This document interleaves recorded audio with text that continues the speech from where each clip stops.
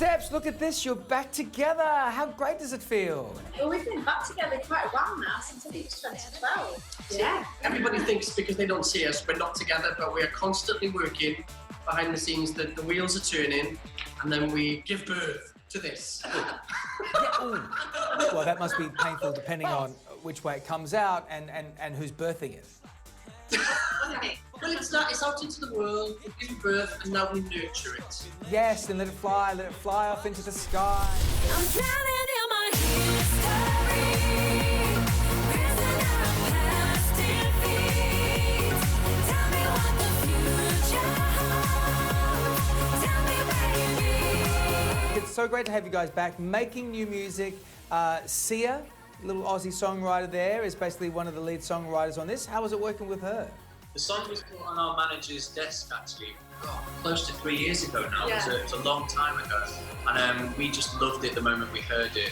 And especially there's a lyric in What the Future Holds, which is album title and the Sia track title, of 1 foot in the past and 1 foot in the future. And that's exactly where we thought we were at that time. You know, we'd done Tears on the Dance Floor, which was all nostalgia, and we were looking to, Tears on the Dance Floor wasn't all nostalgia. Yeah, We had nostalgia, but Tears on the Dance Floor was a new music, which is where we were at. And we thought, shall we do more? And I think that song made us make the decision to do what we did.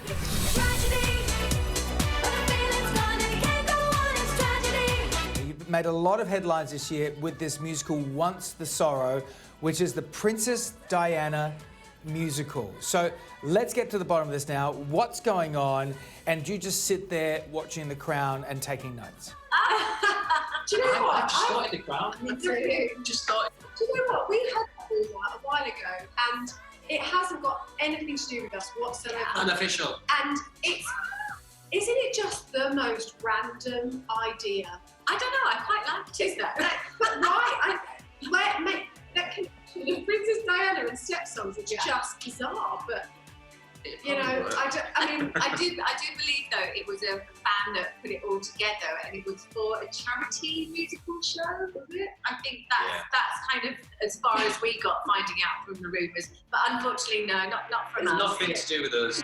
With that taste on your lips, I'm on the ride. Your talk is sick, I'm slipping my legs. H, I want to get onto the fact that, you know, it's apparently your friendship with Britney Spears that broke up the band. Is that true? Well, that's quite exaggerated, I may add. The friendship. Yeah, all of it, to be fair. We knew Britney a long time ago, and we did a big show in Singapore for our label, and we were the headliners. And Britney kind of supported us at that time. And then she repaid the favour and asked us to support her on tour in Australia, in America. And we spent 2 months, was it? Maybe 2 months? Touring, Canada and America. And we all spent a lot of time with Britney, but I got to travel with her. So that's what they're all jealous about. I'm just saying. we were all really happy sleeping on the tour bus while he was flying around in a private jet. Oh, look what I've done.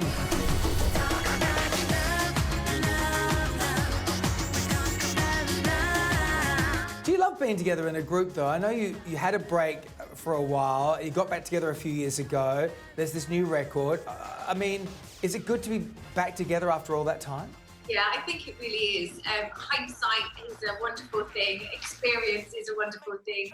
You know, it's our project. You know, we're very hands-on with the creative side of it. And then we actually go home to our separate families and we can breathe a little bit in between. Because, you know, you're older now, and when you first came out, you were described as ABBA on speed. So how do they describe you now? Is it more like, you know, ABBA on a little bit of prunes? I mean, because, you know, you don't want to be older and be on the speed. We are